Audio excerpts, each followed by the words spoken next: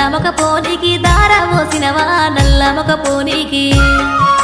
నల్ల వంకాయ కూర తినలేదే బిడ్డ నల్ల మగ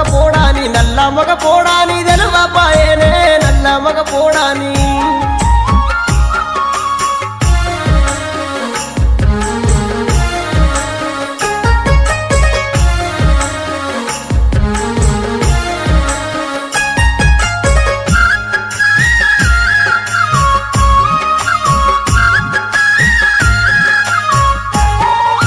పచ్చి చేపల కూర తిన్నావా తండ్రి పడువడ్డ కొంపలకు